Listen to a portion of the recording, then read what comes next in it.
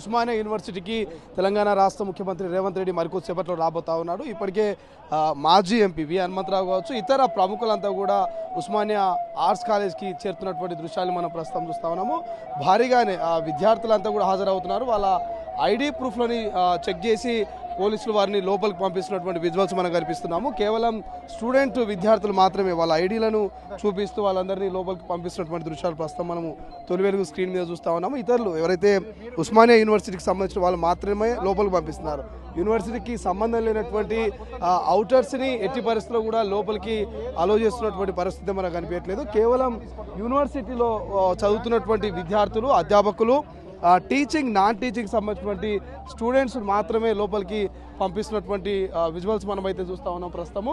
So almost వేదిక అంతా ready అయింది. రేవంత్ రెడ్డి ఉస్మానియా యూనివర్సిటీకి రాబోతా ఉన్నారు. చాలా ఆశలు పెట్టుకున్నారు యూనివర్సిటీకి సంబంధించినటువంటి విద్యార్థులు కావచ్చు, అధ్యాపకులు. ఇంతకుముందే టీచింగ్ సంబంధించి, నాన్ టీచింగ్ సంబంధించినటువంటి ఎవరైతే ఎంప్లాయీస్ ఉన్నారో గ్రాండ్ వెల్కమ్ చెప్తూనే ముఖ్యమంత్రి గారికి గత కొన్ని ఏళ్ల నుంచి, దాదాపు 30-35 సంవత్సరాల నుంచి మేము ఇక్కడ వర్క్ చేస్తూ ఉన్నాము, మమ్మల్ని పర్మనెంట్ చేయడము, మా జీతాలు పెంచడము, ఇతర కొన్ని సమస్యలు ఉన్నాయి, ఖచ్చితంగా సమస్యల్ని సాల్వ్ చేయాలి, మేము హార్ట్లీ వెల్కమ్ చెప్తున్నాం అంటూ కూడా ముఖ్యమంత్రి గారికి ఒక భారీ ర్యాలీ ద్వారా, ఒక వినతి పత్రాల ద్వారా కూడా ముఖ్యమంత్రి గారికి సందేశాన్ని చేరవేసే ప్రయత్నం చేశారు. బట్ ఏదేమైనా ఇవాళ ముఖ్యమంత్రి రేవంత్ రెడ్డి గారి స్పీచ్ ఎట్లుండబోతుంది? గతంలో ఆడిటోరియంలో ఒక స్పీచ్ ఇచ్చారు.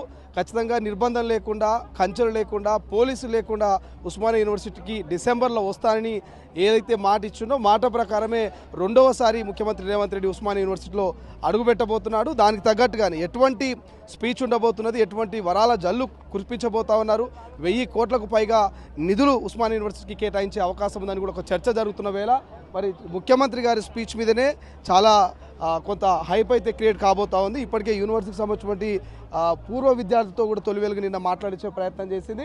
సో పూర్వ విద్యార్థులు సైతం కొంత పాజిటివ్గానే ఉన్నారు. ముఖ్యమంత్రి ఖచ్చితంగా యూనివర్సిటీని ప్రపంచ యూనివర్సిటీలకు ఖచ్చితంగా పోటీ పడేలా ప్రపంచ యూనివర్సిటీలు అన్నీ కూడా తలదన్నే విధంగా మరి యూనివర్సిటీని మార్చే దిశగా ముందుకు పోతున్నట్టు కూడా చెప్పినటువంటి పరిస్థితి మనం చూసాము. సో అట్లా తెలంగాణ పూర్తి స్థాయిలో విద్యకు సంబంధించి బలోపేతానికి సంబంధించి విద్యా వ్యవస్థకు సంబంధించిన బలోపేతానికి ముఖ్యమంత్రి ప్రయత్నాలు చేస్తున్నారంటూ కూడా గతంలో చెప్పినటువంటి పరిస్థితి అయితే మనం చూసాం.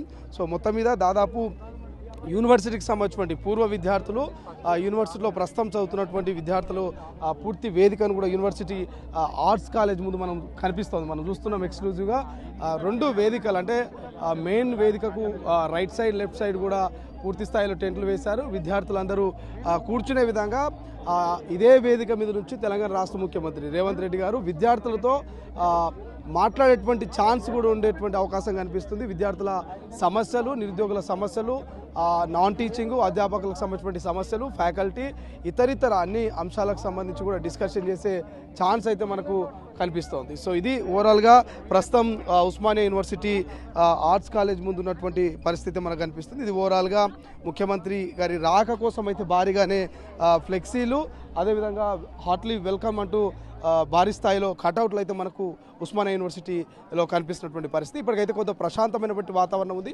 ఇప్పటికే కొంత విద్యార్థి సంఘాలు ఎవరైతే ఆందోళనలను, ఎవరైతే ముఖ్యమంత్రి రాకను అడ్డుకోవాలని చూస్తున్నారో వాళ్ళని కూడా అరెస్ట్ చేసినటువంటి ప్రయత్నం, ముందస్తు అరెస్టు చేశారని ఒక చర్చ కూడా జరుగుతుంది. సో కొంతమంది స్టూడెంట్స్ ఉన్నారు, వాళ్ళతో కూడా మాట్లాడే ప్రయత్నం చేద్దాం. బ్రదర్, ఎట్లా ముఖ్యమంత్రి గారు రాకను చూస్తా ఉంటే ఏమనిపిస్తుంది? జాబ్ నోటిఫికేషన్ ఇస్తామని ఒక హోప్ ఉంది. ఏం చదువుతారు ఈ యూనివర్సిటీలో మీరు? MA philosophy. ఏం ఎక్స్పెక్టేషన్ పెట్టుకున్నారు ముఖ్యమంత్రి గారు రాక మీద? హాస్టల్ కొంచెం మంచిగా కట్టిస్తారు, మళ్ళీ వేరే హాస్టల్, మళ్ళీ ఫండ్స్ ఏమైనా రిలీజ్ చేస్తారు క్యాంపస్ అభివృద్ధి కోసం. జాబ్ నోటిఫికేషన్ ఏమన్నా హింట్ ఇస్తారేమో అని చెప్పేసి అదొక హోప్. మీరు మొన్న ర్యాలీ కాంట్రాక్ట్ మేము పర్మనెంట్ కావాలి మాకు. అదే మొన్న ర్యాలీ తీసిరు కదా, ఏం చెప్తారా వినాలి ఇక మేము. మాకు కాంట్రాక్ట్, ఇప్పుడు మేము కాంట్రాక్ట్ చేస్తున్నాం 15 ఏళ్ళు చేయబట్టి. కావాలి సార్, పర్మనెంట్ కావాలి. ఎన్ని ఏళ్ళు సాంది చేస్తారు వీళ్ళు? నేను పర్మనెంటే, నేను నాది జూలైలో ఇప్పుడు రిటైర్మెంట్. కాంట్రాక్ట్ వాళ్ళు 30 ఏళ్ళ సాంది చేస్తారు, చనిపోతున్నారు. మళ్ళీ ఏంది టైం ఇసుకెళ్ళే వాళ్ళకి వాళ్ళకు ఏమీ లేదు. అందరూ ఇట్లా ఇదవుతారు. మాకు డ్యూటీలు కావాలి వీళ్ళకు, వీళ్ళకి పర్మనెంట్ డ్యూటీలు కావాలి. మా ఆయన 10 ఏళ్ళు చేసిండు, ఇప్పుడు నేను 15 ఏళ్ళు చేయబట్టి పర్మనెంటే లేదు. పర్మనెంట్ లేదు. ఎట్లా బతుకుతాం చెప్పు? 2 పిల్లలు, వాళ్ళని చదివించుకోవాలి, చేసుకోవాలంటే ఎట్లా పర్మనెంట్ అవుతుర్రు, ఎవరిని తీసుకుంటలేరు. ఈ కాంట్రాక్టర్లతోనే పని చేయించుకుంటారు. వీళ్ళకి పర్మనెంట్లీ కావాలి. నాకేమి నేను రిటైర్మెంట్ ముందు ఇదే నేను అడుగుతున్నదే, ఆయన కేసీఆర్ సార్ను కూడా ఇదే మాట అడుగుతా నేను.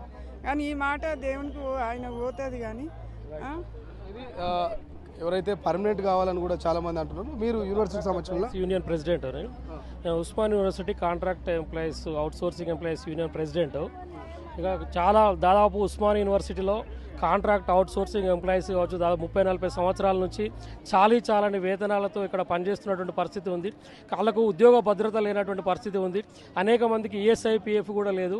వాళ్ళకు చాలా సంవత్సరాలు గత ప్రభుత్వమే కాంట్రాక్ట్ అవుట్సోర్సింగ్ ఎంప్లాయీస్ ఎవరైతే ఉన్నారో వాళ్ళందరినీ కూడా పర్మనెంట్ చేస్తామని చెప్పేసి అసెంబ్లీ సాక్షిగా గతంలో కేసీఆర్ గారు చెప్పారు.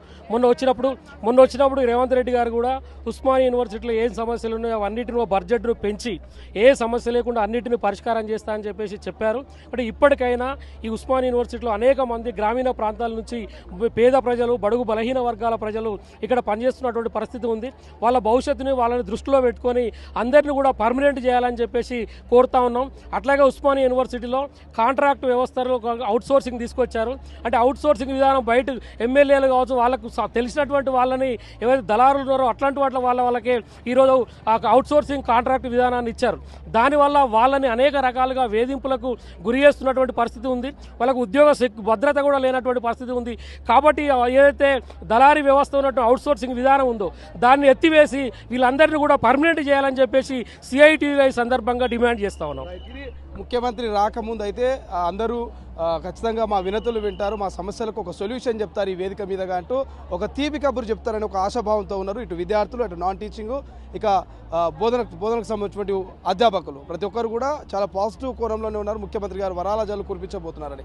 బట్ ముఖ్యమంత్రి గారు వచ్చిన తర్వాత, స్పీచ్ ఇచ్చిన తర్వాత వీళ్ళ రియాక్షన్ ఏంటి, వీళ్ళు ఏం మాట్లాడతారు అనేది అది కూడా చూపించేటువంటి ప్రయత్నం చేద్దాం. రైట్, చూస్తూనే ఉండండి తొలి వెలుగు. ముఖ్యమంత్రి వచ్చి స్పీచ్ ఇచ్చిన తర్వాత కూడా మనం ఫీడ్బ్యాక్ చూసుకునేటువంటి ప్రయత్నం చేద్దాం. కెమెరా పర్సన్ అజయ్తో శ్రీశైలం, తొలి వెలుగు, ఉస్మాన్ యూనివర్సిటీ. అసలైన తొలి వెలుగు. ఫాలో వాట్సాప్ @తొలి వెలుగు అఫీషియల్.